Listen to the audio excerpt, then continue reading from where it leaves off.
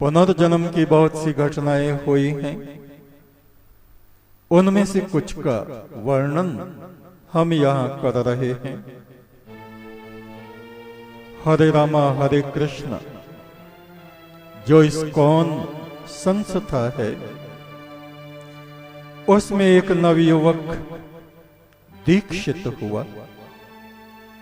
दीक्षा लेके सन्यासी बन गया। उसका नाम था राघव ब्रह्मचारी। ये सत्य घटना है। यमुना के किनारे पर वो परब्रह्म को जपता था। जो मंत्र गुरु ने बताया उसको जपता था।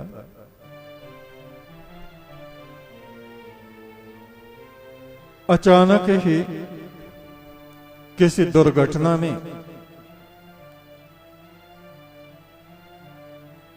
उसकी मृत्यु हो गई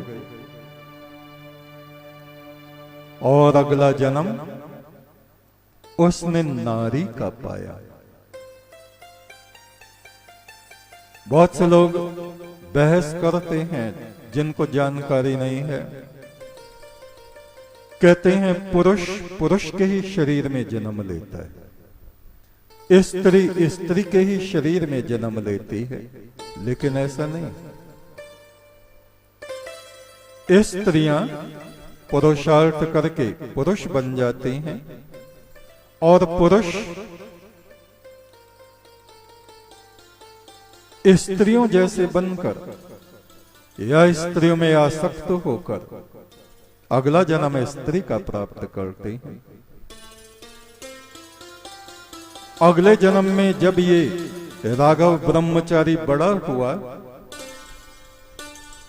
विदेश में लंदन में इसका जन्म हुआ था नारी के रूप में, और उसे अपना पिछला जन्म याद था। उसने अपने माता पिता को बताया, मैं भारतवासी हूं, मेरा नाम राघव ब्रह्मचारी है। किसी ने यकीन नहीं किया। कहा तो हमारी बेटी है। नहीं, मैं अपनी भूल के कारण नारी बन गया हूं, मुझे आप भारतवर्ष ले चलिए।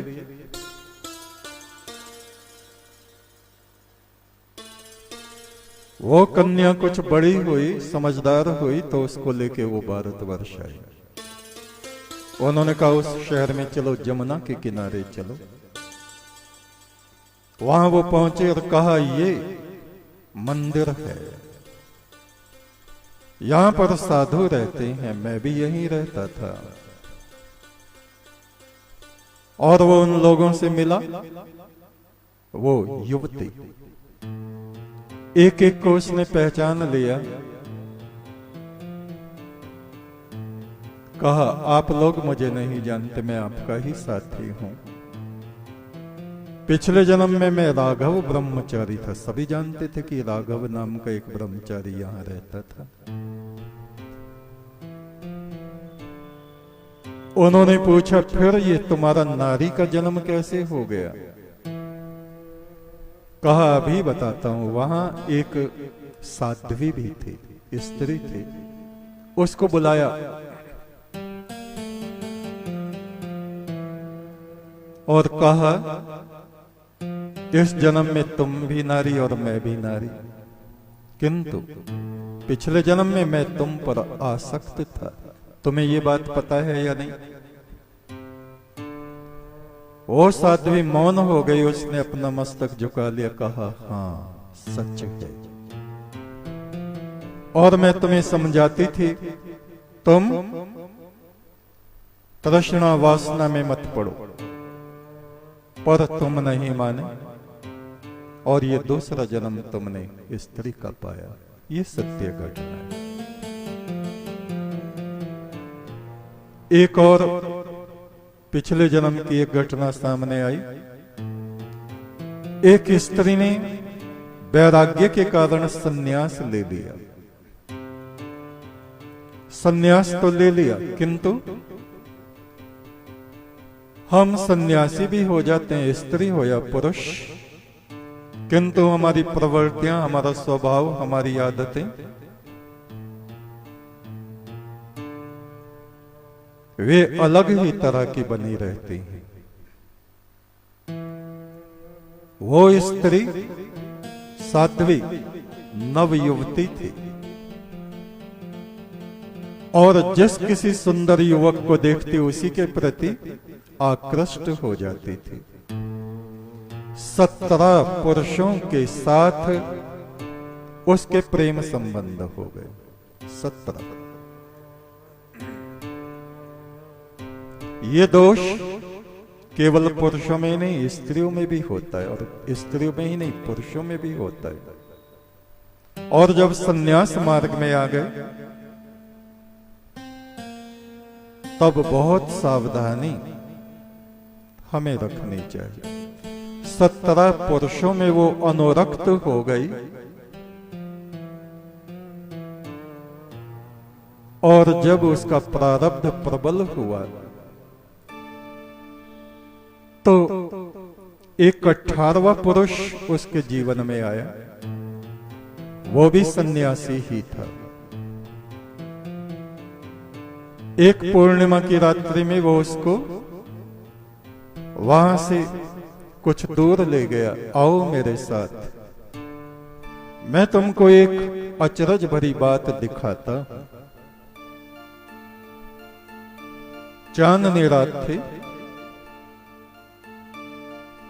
पहाड़ी इलाका था, बहुत नीचे नदी बहती थी। उसने कहा, तुमने सन्यास मार्ग को लज्जित कर दिया है। मैं चाहूं तो तुमको यहां से धक्का देके नदी में गिरा सकता हूं। यह ही तुम्हारा प्रायश्चित होगा, किंतु ऐसा करने से मेरा अगला जन्म खराब हो जाएगा। आओ मेरे साथ चलो। एक गुफा में प्रवेश कर गए। वहां एक योगी बैठे हुए थे। उनका रूप शिव जैसा शांत, प्रकाशमान, ईश्वरीय आभा से प्रकाशित।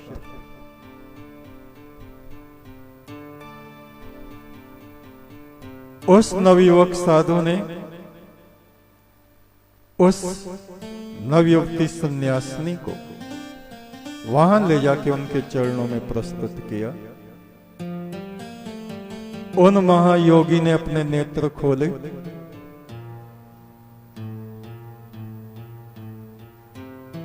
उस साध्वी के सिर पर हाथ रखा और वो कपूर की तरह वायुमंडल में घुल गई। कहा, अब तुम्हें अगले जन्म लेने पड़ेंगे और फिर से साधना करनी पड़ेगी। फिर उसी का जन्म एक शहर में हुआ। वैराग्य और साधना उसके स्वभाव में थी। उसका विवाह हुआ और एक पुत्र उसके उत्पन्न हुआ। जब उसका पुत्र 25 वर्ष का नवयुवक हो गया,